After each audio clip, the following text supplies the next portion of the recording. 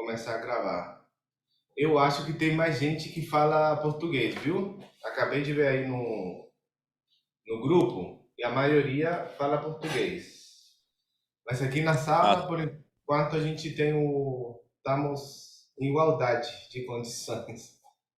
Então, tá, eu vou começar me apresentar. Tem alguns participantes que não, a gente não se conhece, que apareceram agora. Eu sou Pablo, sou chileno, né? Voy a hablar en español, porque la mayoría de los nuevos hablan español. Yo estudié en Chile, con trabajo en la Universidad de Chile y luego me fui a estudiar a Alemania, conocí a mi esposa allá y ahora actualmente vivo en Belo Horizonte y toco en la Orquesta Filarmónica de Minas Gerais. Mi especialidad, así entre comillas, es el trabajo de música clásica, de orquesta, pero también me gusta mucho la música popular, toco guitarra también y a lo largo de mi carrera siempre me he deparado con este asunto que me parece súper importante, que es el asunto del nerviosismo, de la calma, de la atención, del lado como atlético de ser músico de orquesta. Y también me he deparado con que es como un tema tabú también. Nadie habla, todo se pone nervioso, todo se pone tenso, pero nadie tiene como la abertura de decir, sé que estoy cagado de miedo, estoy nervioso, estoy... Y a veces cuando uno se abre, eso ayuda mucho a solucionar ese problema, porque eh, uno no se siente tan solo, no se siente tan ridículo, lo toma como si fuera una cosa más normal que le pasa a todo el mundo, a los que tienen más experiencia, a los más jóvenes, a los más viejos. Entonces una cosa que a veces el peligro que yo veo es que a veces uno se ensimisma tanto que crece, crece y crece y se desborda y uno sufre mucho. Entonces, bueno, quería presentarle a Paulo Froges, que es nuestro amigo aquí que nos va a ayudar. Él es psicólogo, terapeuta gestal, ¿cierto, Paulo? Y en los otros cursos hemos hablado en portugués, en español, en portuñol y no hemos tenido ni un problema. Así que tanto yo como Paulo vamos a hablar en los dos idiomas y si alguien tiene dudas o no entiende algo, puede levantar la mano y preguntar en el chat. Então, Paulo, se você quiser se apresentar para a gente. sim, bom dia então a todos. Rony é Belo Horizontino ou Ele não? é brasileiro, não sei de... Ah, de São Não, não, Paulo? sou paulista, sou de São Paulo. Ah, paulista. Bem-vindo, Rony. Então eu vou Bom falar dia a um todos aí. portunhol. Vou falar um pouco português aqui, um pouco espanhol. Não sei se ¿cómo se llama de Chile? Pablo. Mi nombre es Pablo Pablo. Seguel Ponce. Sí. Ahora me di cuenta que es solamente la letra P. Sí, pero soy Pablo Sí, también. sí. Paulo também. Não sei, Paulo, Sí. Paulo entende um pouco de português? Un poquito. La verdad, Pouquinho. eh, se E- captan algunas palabras, pero algunas frases se van. Pero como les sea más cómodo a ustedes, si en el fondo hay alguna duda, alguna consulta, yo les voy preguntando. Ah, Eh, bem, muito bem. Há um eco acá. Déjame ver. Tal vez sea mi Ah, audífono. Son sí, sí, sí, de esto. Sí, probable. sí. Bem, eu vou falar então em espanhol e português e vou falar devagar, despacio, porque assim, se há alguma palavra não compreendida, eu posso explicar um pouco melhor. E Rodrigo e Rony, vocês falam espanhol? Ou Muy entendem um pouco. pouco? Muito pouco. Muito bem. Bem, aí também um tema no medo que é o da comunicação também, pelo pouco que entendemos de tudo o que vimos e talvez acá seja um experimento interessante também de estar aqui em um espaço de incompreensão, porque este é o grande tema do medo, não? como um de los venenos que se dice el budismo, que genera el sufrimiento, es la ignorancia. E não é uma palavra assim tão pejorativa, a ignorância, senão que uma coisa que não sabemos o que é. Então, desde aí surgem tantos outros problemas. E acá será um experimento interessante, estamos acá falando em português e em espanhol ao mesmo tempo. E, muito bem. Então, eu sou Paulo, sou Gestalt terapeuta da Escola Gestalt de Vanguarda Cláudio Naranjo, um psiquiatra chileno, um estudioso da vida, hasta os últimos momentos de sua vida, estava aí estudando, explorando como era a transição da vida para a morte, como isso de sua vida, uma caminhada de autoconhecimento tremenda, e sempre com uma abertura muito grande para o novo, para as coisas que não conhecia, para o que não sabia, e assim se hizo um maestro. E também foi um grande estudioso de muitas coisas distintas. Era músico também, compositor, e também um explorador da aventura psicodélica. Foi um estudioso da ayahuasca cá em Brasil. Enfim, tuvo tantas conquistas em sua vida, assim, logrou tantas realizações que é difícil lembrar dele sem nascer disso na charla de 2 horas, pelo menos. Pero entre muitas coisas, o que Cláudio Naranjo se propuso a hacer foi desenvolver um caminho de autoconhecimento que pudera não ser uma prática apenas ou uma técnica, senão um estilo de vida, um caminho, como se diz. E bueno, sou da Escola de Gestalt de Vanguarda, então, de Cláudio Naranjo, e trabalho como psicoterapeuta. É um trabalho quase familiar. Minha esposa, minha mulher, também é terapeuta acá da escola. Agora temos uma hija, creio que vai seguir um caminho parecido, não sabemos, mas ele já tem um interesse muito grande. Sempre que estamos falando de algo de psicoterapia, ela está aí muito atenta. E o que tenho para falar um pouco das coisas que eu creio que há sentido acá para este grupo é um pouco mais sobre o medo. Então, você vai falar um pouco em português e algumas palavras se não entendem em espanhol, que para mim é mais fácil também explicar esse assunto em português, como eu estou um pouco mais acostumado.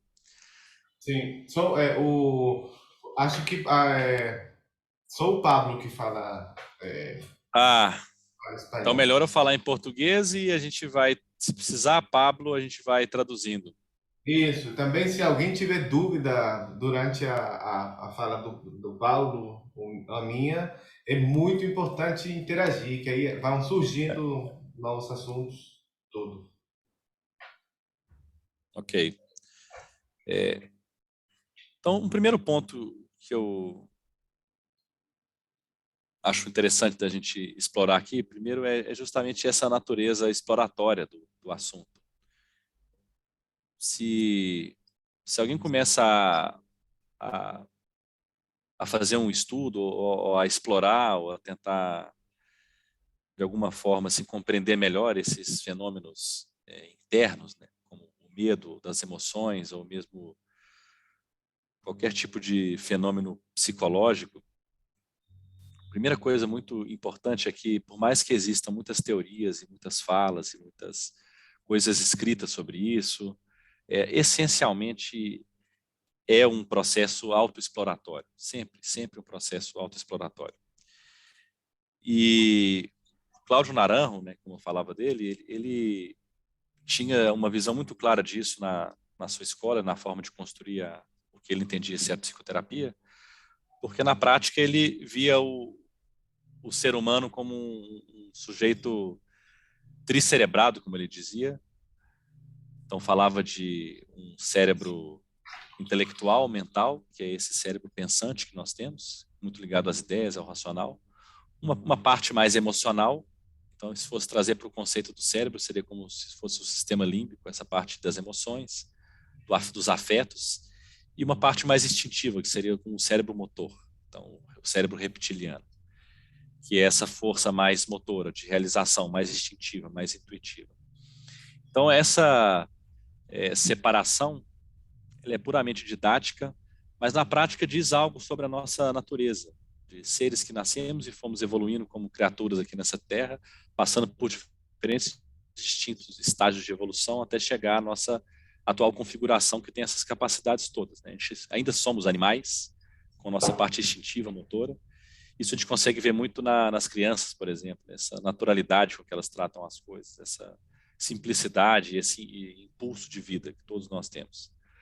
O desenvolvimento dos afetos por essa parte emocional também, que não são todas as espécies que têm, senão que mais os mamíferos, mas essa condição que nós temos de amar, de nos vincular, de querer ao outro e querer ser querido também. E depois a parte mental, que aí sim, essa é muito essencialmente nossa, de conseguir trazer símbolos, né? De ter uma linguagem, de conseguir traduzir, de simbolizar, de ter uma parte mental que consegue também criar num nível diferente, mas dentro dessa criação poder navegar por espaços ainda não reais, mas que fazem parte da capacidade de construção mental. Então, aí também estão o mundo das fantasias, das ideias. E nós temos isso tudo. Mas o que acontece é que nascemos, então, como seres muito integrados e ao longo do nosso desenvolvimento natural dentro da família, dentro da comunidade, da sociedade, a partir do momento em que percebemos que a nossa existência, né, depende das nossas relações mais próximas, então pensando que ela nasce com toda essa potência de vida, toda essa capacidade também de viver, de ter prazer, de amar, e começa a perceber que ela depende de um pai, de uma mãe, de um entorno, e que esse entorno ele só vai estar ali e ser positivo e bom para ela a depender de certas condições. Então, a gente não nasce, vamos dizer assim, num livro em páginas em branco, né? A gente nasce, na verdade, dentro de uma peça de teatro já muito antiga, que vem de gerações e gerações. Então, nascemos com essas capacidades, mas dentro de uma família, e essa família vem com suas crenças, vem com seus valores, e isso tudo influencia na forma como pais, mães, irmãos e família de forma geral vão ali dosando o quanto que a criança recebe ou não de amor, afeto e proteção, muito em relação ao que cada um tem para expectativas que a família coloca para que cada um tem que desempenhar. E aí dentro disso vão surgindo os papéis que a gente fala, muito resumidamente. Então o tema da família, ele também atravessa o que a gente está falando aqui, porque é muito dentro desse contexto familiar que a gente vai crescendo e entendendo desde níveis muito intuitivos e profundos o que é que deve ser feito para que eu possa ter ali um sucesso, um êxito, para que eu possa ser aprovado, para que eu possa ser amado, né? Então há um aprendizado disso no nível mais mental, mas há um aprendizado muito profundo e enraizado do nível também intuitivo e emocional. E então quando cortando aqui, né, e chegando no tema mais concreto desse encontro, que é falar sobre o medo, quando a gente está olhando para os nossos medos e preocupações e fantasias mais absurdas possíveis, a gente também está falando disso, né?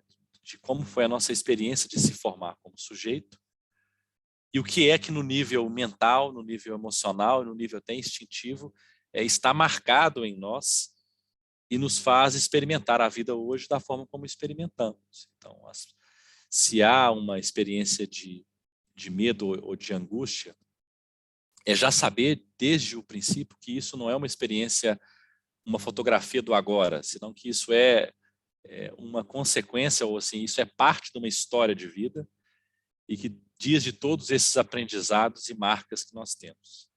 Então, olhar para o medo, olhar para a ansiedade, olhar para os temas que envolvem, por exemplo, isso que a gente pode imaginar numa apresentação, por exemplo, em público, né, como um artista, como um profissional, ou para as interações sociais, onde há um tipo de nível de exposição, né?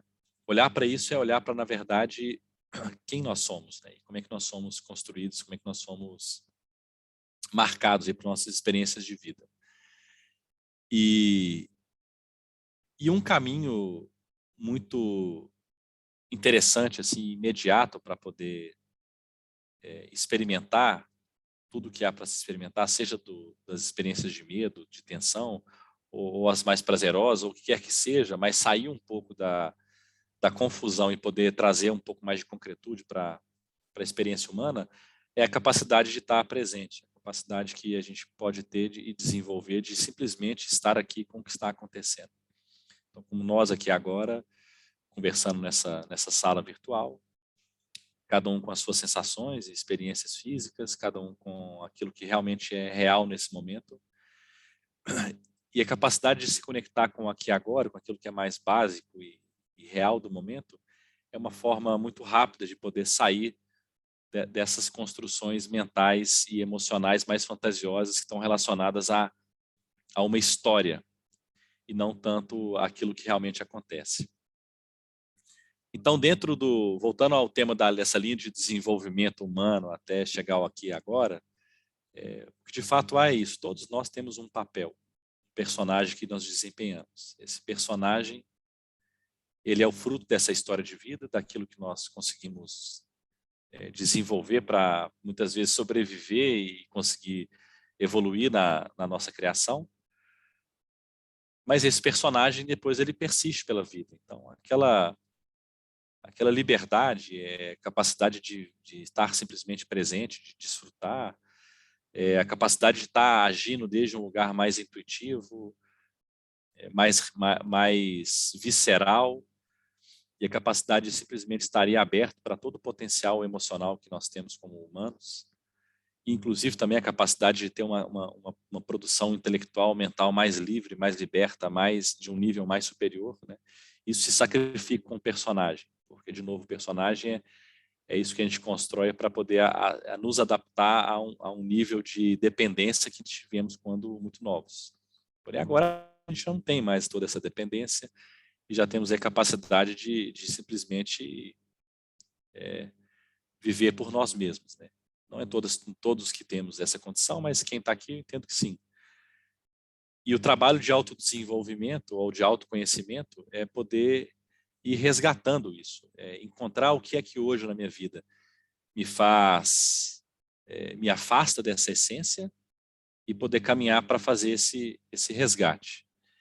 E o ponto de partida para que essa caminhada seja mais produtiva é o aqui e agora, conseguir se conectar com quais são as experiências, as sensações verdadeiras que se passam ali no momento, para conseguir, a partir delas, entender o que é preciso fazer, porque nós ainda temos essa condição de nosso organismo e a nossa consciência, de uma forma muito natural e espontânea, nos apontar quais são nossas necessidades, o que é que realmente, quais são nossos desejos, quais são nossas vontades, né? E esse trabalho de trazer a consciência para o aqui e agora é poder, no primeiro nível, dar-se conta do que realmente é aquilo que é essencial, o que é que eu preciso, o que é que me motiva nesse momento, o que é que eu estou buscando. E a partir dessa consciência mais clara e mais simples, poder se movimentar para alcançar isso que é o que está se buscando. Então, a gente chama isso de uma autoatualização. Então, poder, aqui e agora, entender o que é que você precisa, o que é que você está buscando, e desde uma consciência mais clara e simples disso, poder simplesmente se movimentar. E o confronto com o personagem vai muito aí, porque quando a gente também, nessa descoberta, descobre o que eu preciso, o que eu quero, e vou me movimentar para realizar, vem aí os medos e as preocupações e as fantasias catastróficas que esse personagem tem. Então, vou dar um exemplo, né? Se eu vou fazer como na Gestalt trabalhamos muito com teatro, né? Então, se eu vou fazer uma apresentação de um teatro imaginário ali, fantasiado naquele momento, um teatro qualquer que seja, para um grupo dos estudantes da Gestalt, eu monto uma peça e a gente vai fazer uma apresentação e eu sinto muito medo ali naquele momento, né? Sinto as sensações físicas do medo, a preocupação. Poder estar aqui agora, naquele momento, seria poder, por exemplo, sentir o que é que eu realmente tenho, além dos pensamentos, das ideias, das coisas que passam no nível mental, qual é a minha experiência física, qual é a minha emoção, então, além do medo, o que é mais há por trás? Pode ter também tristeza, pode ter raiva, pode ter tanta coisa. E se eu me conecto com a minha verdade nesse momento e descubro que o que eu quero é ser aprovado pelas pessoas, que pessoas gostem de mim, que eu seja reconhecido, eu posso eu mesmo, já de imediato, com esse dar-se conta, perceber que isso é uma grande loucura, e isso já me trazer um alívio. Ou eu posso, o que é o mais natural, é abrir também e deixar exposto para todos ali o quanto que é importante para mim que todos me aprovem. E esse é o teatro terapêutico, é poder expor essas coisas todas, essas loucuras. E quanto eu quero que todos me aprovem e a fundo nisso e sair por ali, às vezes, pedindo abraços que me façam carinho, que todo tipo de loucura que a gente pratica na Gestalt terapia, nesse espaço terapêutico. Mas qual que é a ideia de tudo isso? É a gente poder saber o que de fato se passa com a gente mesmo. E poder entender o que é louco, o que é coisa de personagem que a gente construiu e quais são as nossas carências, quais são as nossas dificuldades. Então, o caminho do autoconhecimento e o caminho também para poder se libertar de medos, de angústias, de apreensões, ele passa por atravessar um pouco isso e poder, primeiro nós com a gente mesmo, ter uma clareza do que é que está acontecendo e depois com o mundo também, poder desde um espaço seguro, onde a gente consegue experimentar isso de uma forma mais aberta, como é isso que o Pablo hoje está aqui proporcionando, né, para vocês, poder experimentar na prática essas emoções e essas experiências todas, num espaço seguro, mas a partir disso poder ter uma confiança a mais para transbordar isso também para a nossa vida prática, para o nosso dia a dia. Então, acho que isso é um pouco do que é o caminho do autoconhecimento. E mais do que falar, a Gestalt terapia também, e os processos de autoconhecimento são mais vivenciais, então acho que isso que eu falo para vocês agora também são um pouco de teorias, né? Então acho que o que o espaço aqui hoje vai poder proporcionar é um pouco da prática e dentro dessa prática a gente poder ir iluminando um pouco mais qualquer tipo de dúvida ou perguntas que vocês queiram fazer. É muito legal. O Paulo, o que eu estava pensando também, que assim, o que eu imagino que a maioria das pessoas que se inscreveram nesse curso, a maioria tem em certa medida algum tipo de dificuldade com isso, né? Assim, com nervosismo. E eu também sofri muito com esse negócio de ficar tenso, ficar nervoso, ficar estressado e tal. E eu queria começar com uma pergunta para você, assim, como é uma boa maneira, primeiro, de separar todo esse processo mental que é bem destrutivo, assim, que você imagina mil coisas, que você se coloca em mil situações terríveis, e você vai ficando estressado e tal. E no momento da apresentação, quando você não pode estar, seu corpo não pode estar tenso, seu braço não pode estar apertado, você precisa muito, por exemplo, do controle fino em audições, em qualquer situação. Controle muito fino. Então, por exemplo, o tremor, que é um sintoma do medo, da angústia, atrapalha muito. Então, eu sempre que fiz terapia, sempre cheguei em pontos assim muito importante, muito forte. Nossa, essa pode ser a origem de eu ficar assim e tal, mas na prática eu nunca consegui solucionar. Agora o último, acho que eu dei uma clareada, assim, uma chave que tem muita relação com esse negócio do que você estava falando do aqui e do agora, né? E também de conhecer como meu corpo é relaxado, entendeu? Para eu ter um lugar onde voltar. Quando eu fico tenso, eu falo, não, quando eu tô bem tocando, eu tô assim. E aí eu consigo conectar, parece, sabe?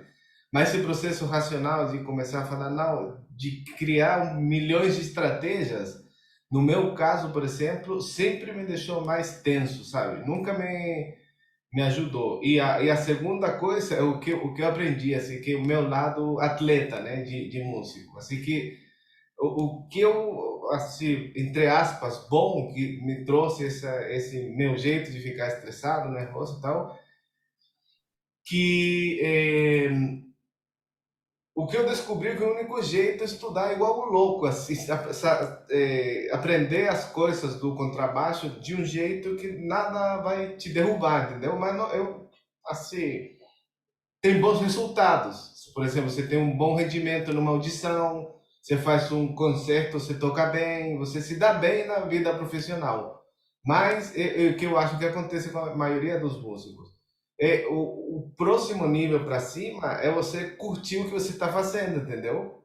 Igual um atleta, assim, que ele vai ter bons resultados, mas assim é triste não conseguir se soltar e curtir o momento e viver a música, assim, deixar de ser um atleta e virar um artista, sabe? Essa é mais ou menos assim a diferença. Eu acho que isso é bem comum. Não sei se alguém mais tem alguma apreciação, se identifica com essa fala.